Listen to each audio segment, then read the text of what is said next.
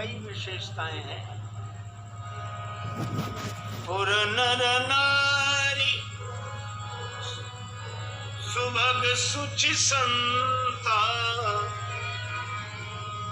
धर्मशील ज्ञानी गुणवंता। पुर नर नारी सुभग सुचि संता, धर्मशील ज्ञानी गुणवंता। धर्मशील ज्ञानी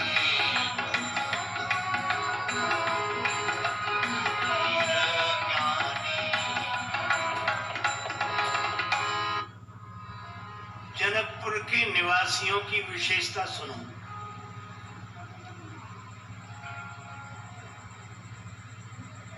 पुर नर नारी सुभग, तन से सुंदर हैं, मन से सूची हैं, पवित्र, स्वभाव से संत हैं, आचरण से धर्मशील हैं, विचार से ज्ञानी हैं और व्यवहार से गुणवान हैं।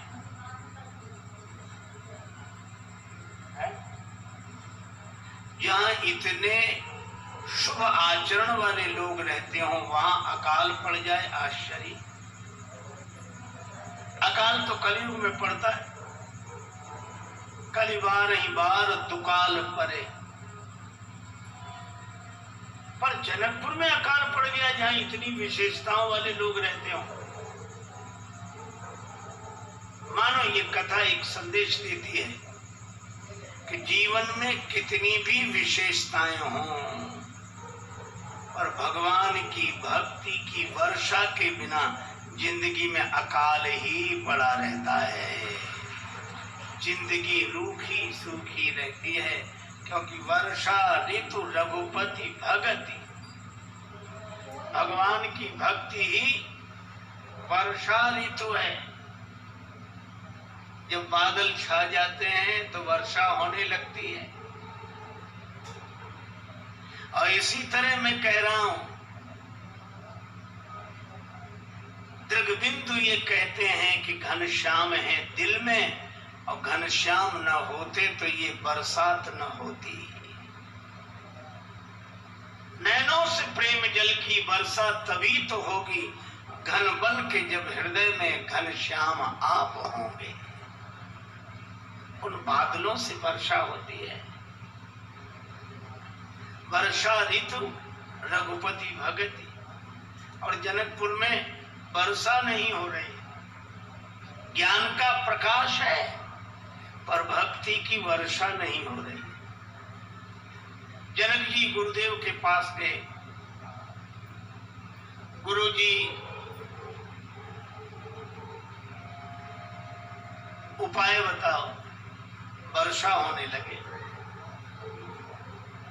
इस मामले को हल करना है। गुरुदेव ने कहा हल करना है तो आप महारानी सुनैना मिलकर हल चलाओ। अब यह भी कितना सुंदर संकेत है, किसी उलझे हुए मामले को सुलझाने को हम हल बोलते हैं कि हल करो, इस मामले को हल करो, यही हल चलाना है। और जनक जी अकेले न चलाएं, अपनी नित्य संगनी सुनैना सुविशेषण सूक्ष्म दृष्टि के साथ और सुमति की भूमि पर विचार का हल चलाएं, तो हल का फल कभी कभी घट से टकरा जाता है। अब घट शब्द में श्लेष है, घट हृदय को भी कहते हैं, घट घड़े को भी कहते हैं। विचार जब तक हमारे हृदय को नहीं छुएगा तब तक भक्ति प्रकट होगी ही नहीं।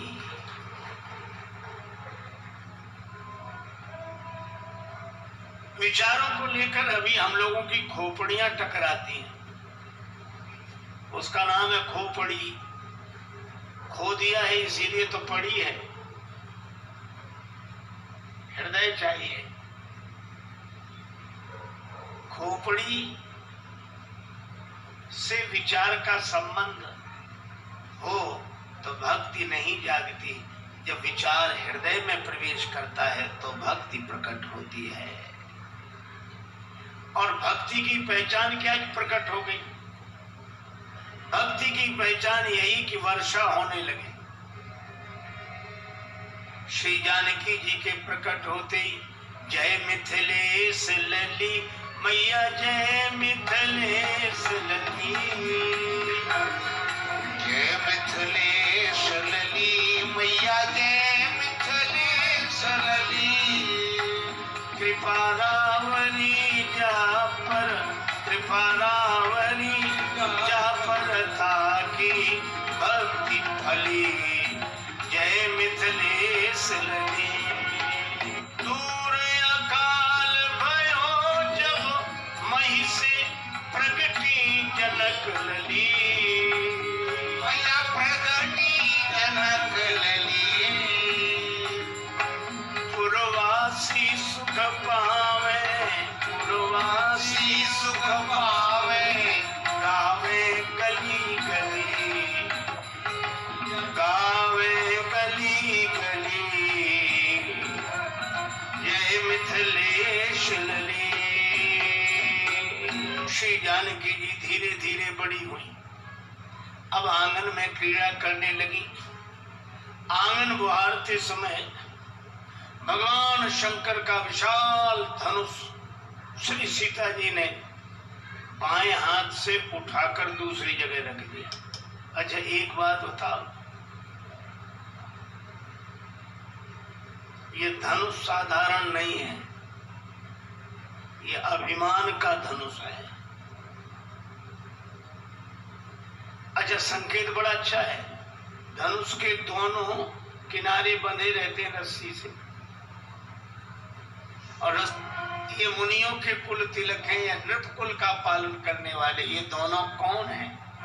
अब देखो जनक जी पूछ रहे हैं ये कौन है, और विश्वामित्र जी मौन हैं।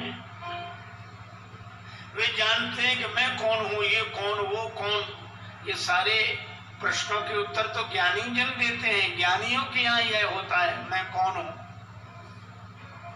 लेकिन आज परम ज्ञानी जनक जी पूछ रहे हैं ये कौन है, इसलिए विश्वामित्र जी मौन है। अंत में उत्तर दिया, विश्वामित्र जी ने कहा कि ये आपको कौन लगते हैं? जनक जी ने कहा